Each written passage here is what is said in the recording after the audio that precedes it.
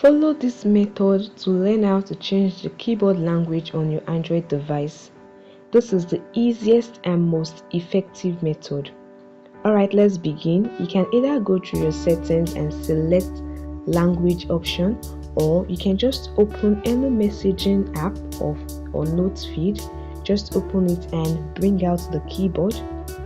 Now, next thing you will do is to tap on the settings icon on the keyboard just like this and select the first option, which is languages. As you can see, I have two languages for my keyboard, the English, US English and Yoruba.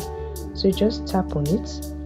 Now to add or to change language, you can tap on the add option, add keyboard option with the plus icon, tap on it, and this will open a list of languages suggested in your region and languages all around the globe.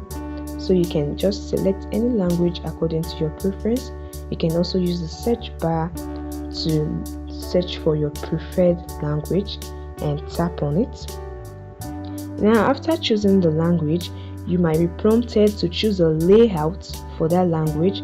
So select your preferred option, layout like the handwriting speed and how you want the language for the keyboard to be. Once you are done, you tap on done and this is save. Alright, you can also delete a previous language. Just tap on the pencil icon in the top right corner and select the language you want to delete. Once you are done, you tap on the trash icon above and the language has been deleted. So guys, once added, you can easily switch between language. Alright, go back to the keyboard, tap on the keyboard, so you can switch between language while typing. If you are using a Gboard clipboard like mine, you just tap on the globe icon below, or you long press the space bar. As you can see, the language will switch, so you can easily switch between language while typing.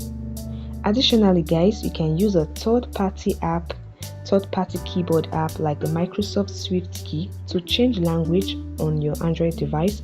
Just install the app and follow the instruction.